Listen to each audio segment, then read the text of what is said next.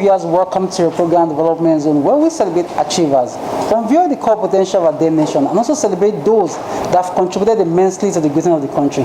Today on the program, we'll be chatting with a man that have imparted so much in this country of ours. I'm talking on the person of Professor Michael Adeku. He is the Vice Chancellor, University of Abuja. Sit back, relax. I'll be right back. What I've said is not actually the truth. It's not that our graduates are half-baked. What is filling people's head is because there are no jobs. Do you understand? When education started in this country, people were only being trained for clerical jobs. At best, interpreters to native authorities in churches and in mosques. But now we have education that is very complex and dynamic globally. What you can say is that our standard is not meeting what is happening elsewhere. Not that it has fallen. I don't like the statement falling. My children in primary school today, they are far better than me when I was in primary school. They can operate better gadgets. Most of the devices they are using now, we were not using them. So if you say there are no jobs, I agree. Not that there are. You see, let me tell you, there is nowhere you train somebody from school and as he's coming out today, he's perfect. Why do they send doctors to go and do housemanship? Are you understanding now? So you can only say that if you train a doctor today, he's operating, he's at his best. Things are done by experience. The basic knowledge somebody needs while in school is given to our students. So forget about the issue education has fallen. No. What you can say that we are not being entrepreneurial, we are not training our students to create jobs for themselves. That doesn't mean the education standard has fallen. Every school now is ICT driven. Forget about one of the. Let me also tell you that globally now, what they use, technology, plays key role in education. Why we seem to be one step ahead of others is because this university was registered ab initio from day one, has dual mode, regular and then distance, open and distance learning. With that, we had to get all the gadgets. If not, our students will be left behind. Because these days, somebody can stay in London, you are teaching him online. Somebody can be in America, you are teaching him online. With that, you are able to bring technology into use. You can stay at home and read. You just get your own gadget where you can read from. We facilitate from here. Let me also tell you that no matter how good that is, you still have to bring them face-to-face contact, even if it's for a week or two, before you can give them exam. People have argued about use of technology in some of these open and distance learning cases. Because somebody can sit there, hire somebody and write the exam for him. You wouldn't know who is doing it. Are you getting it? That's why people criticize it. In fact, the other day I was telling my wife, you read guidance and counseling. Give some people projects on the psychology of open and distance learning as how acceptable it is to the public as against the regular form of education. But on the whole, when I coordinated the World Bank Assisted Project, we started what is called NGREN, Nigeria Research and Education Network. If you go to the virtual library of the National Universities Commission, you see our NGREN there. With that, somebody in US or UK can teach our students if you have the facilities, the routers, the video conferencing facilities that can help others can teach to places in far areas. So technology now is the main thing. What I keep telling people is that those of us in some part of the country, we consume the product of technology we don't produce. We should be the one researching into that. But whatever most of the time is what becomes the dregs of the white mind society. That's what we use here. Today, say I have a smartphone. Very soon they will produce flying phone. You will use smartphone for some time when you can no longer meet up. You are satisfied with the rubbish you're using. I think we are not being fair to ourselves. I've always challenged the academics. Sit up, do research that is usable. The other day I got a newsletter from what they call World University Newsletter. As I was going through, they said some African countries, they picked South Africa, Egypt, and Nigeria. They say South Africa produced 47,000 papers. Egypt produced 30,000 papers. Nigeria produced 10,000 papers. Forget about the number. It just gleanings from the internet. Are you getting it? But the argument was that 47,000 that South Africa produced in 10 years was produced by Netherlands, that's Holland, in just 1 year. If you look at the number of the population of that country and the population of South Africa or that of Nigeria, our performance here is dismal. But that's not the real issue. The real issue is that most of our researches do not get to the market. They are in the shelves. They are just useless publications. Any knowledge that you claim is scientific knowledge and is not usable, we have a lot of professors who are just empty-headed. So that's the problem. That's the problem we are having. We need people who can do research that they can be sold into the market. If, you know, when you do any type of research, you should know that that research is meant to be tested, and when they are testing it, remember, it could be less in terms of cost. For it to be useful, the cost must be less than what already exists. That's why some of the Asian countries are doing better than many other parts of the world. They use nanomaterials, fabricate them. They produce a car. If you want to buy their car, maybe a car you are buying at 10 million naira. If you price another one from the Western world, it may be 50-something million because they are using cheaper materials. That's true research. But here we just do anything, and of course they are not usable. I think it's a pity for us. We need to sit down and take a second look at our education system. That's not falling standard. What is happening is that our curriculum, it seems outdated. Are you getting it? Since independence, if all our curriculum were revolving around Granite Pyramid in Kano, the petroleum in the southeast, or south-south, by now we should have been light year ahead of other countries. Let me tell you, whatever you concentrate on, you get results from it. But we have not concentrated on, instead we just pick anything from the white man's land. We should note that it's not everything that is there that is useful in our environment. The other day I saw a junk mail that says, if you want to hide an information, from a black man, write it down. In other words, we don't like reading, which is a pity.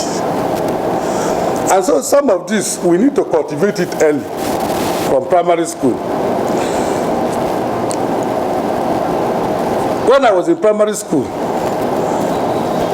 our teachers then taught us the art of reading and writing. There's something they used to call, is it writing? It has 4 lines, one green, one blue, and you paint, you kind of draw your handwriting. That thing taught us how to write, and we were good at reading. When they give us what they used to call reader, you go home, you dwell on it, and you read it well. So that type of culture should be cultivated in the primary school. One of the things that has happened to our system, most of the people who teach at that level are not qualified. We should reverse it such that, look, you must have 5 solid credits. If not, you will not be recruited as a teacher. But these days, people get 2 credits. They go to do pivotal NCE. After that, they go for... And we have very diluted system. So, and if you see some of the handwriting of our students these days, they write like those using cutlass. That's a problem. I think we need, if we can take it from the grassroots, these things are not done in secondary or tertiary institutions, at the primary school level. That's the way we can catch people young. Anything you teach people at that point, they don't forget it. Now, yesterday I brought somebody from Israel to come and train some of our staff here How many people went? You see, these things are not theoretical. We are talking about practical things. Are you getting it now? Some people, they say, I want to go for conference in Egypt, conference in Israel. You know why they are doing that? The money that is attached. Many of us are not even interested in the training. When I coordinated the World Bank Assisted Project, I took some people to South Korea. Our lectures were starting by 8. We will be seated there, but the big men in our system, by 10 o'clock, they come and ask, where is Samsung shop? So the real issue is not, are they willing to be trained? Most of the time, particularly those of you in the press, you come and tell us, these are the problems. Those are not the problems. Discipline is a personal thing. You don't need another person to be disciplining you unless you are a cow. Are you understanding now? When you are not disciplined, people should know you are not disciplined. So it's not a matter of training the white man himself. Okay, let me give you another example before I talk the white man. Do you know that many of them, kangaroo companies overseas, they write to us, we are doing training in London, we are doing training in USA, we are doing training in Dubai, and people will be rushing to go. Why can't we, our own universities, do the training and invite others? You'll be earning some money for the system. Are you understanding? On this table, every day, if you know the number of requests I get, let your people attend, and people are running to go. You don't even care whether they have the money or not. But then I come back to the issue of the white man. Those things they do, who taught them? For instance, I don't know what you read. What did you read? Computer science. Now, who taught the man that started computer science first? Who said this? You see, we are not serious with ourselves. That's the issue. So it's not a matter of theory. Go and train them. Anything you do consistently. Do you know your research is a training? As your research, new ideas will be coming. When I was doing my master's, because I needed to do something fast, I rushed for NYC. I did it in a medical center. So I registered for a master's. As I was doing that, you know, when I sleep, I get new ideas. So what about all this to train me? They are not, nobody's interested. They are interested in the money. Challenges. Well, I usually don't look at money as a challenge, because if you have the brain, money is automatic. The real challenges, and I don't talk about buildings. Are you getting it? The real challenges are actually few, because I see human challenges. If they don't exist, you have nothing to brag about. It's only when you solve one challenge that gives you glory. So I don't think they are very serious challenges. Most of them we have watered them down. When I came here, there are problems, accreditation and others. They are all done. I think I've done my best here. No, usually we are in a democracy. Now, in some of our families, if you go to our families, parents like their children. They discuss one-on-one with them. But in many settings, and that is one of the careless with the Nigerian education system, they look at students as objects. They don't discuss with them. We are the lecturer, so you must do this. They are not being human. So I usually come by students for dialogue. What is your problem? And I speak sense into them. Are you understanding? With that, they respect you. They are ready to learn. Some of our education system lecturers are saying, let me see if you can pass my exam. And so they set exams that are completely difficult for the students. Education itself is a training. You know how education started? It started with mentoring. Are you understanding now? Mentor was the name of the teacher, of the son of the Trojan soldier. When he went to the Trojan, if you have read Greek mythology, the teacher's name is Telemachus. So that mentor, you mentor people, and you are patient with people. Once you are doing that, you will not have any problem. But if you want, look, tomorrow we want this to do and it must be done, then you are looking for trouble. Because it will come to a point where they say they can never take this anymore. I don't want to use the example of a country, if not I would have used one. I was outside the country and somebody told me, no, in our country, we are in terrible situation. I said, but they say your country is doing, say forget about it. And it didn't default. That is why we have some uprising and some of the leaders were killed. So that's how it is. If you don't use force, they will respect you, but if you use force, you get it wrong. I don't like talking about my achievements. Let others speak about it. Are you understanding? But you should know, when I came here, there were myriads of problems. Some of them we have tackled, some of them we have parried.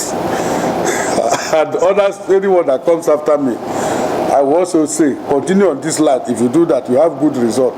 But it's not obligatory for him to continue on what I tell that person. Well, I'm a village boy, and that helped me a lot. I used to play on everything I see around. The other day, they were reading my biodata citation, and he mentioned something.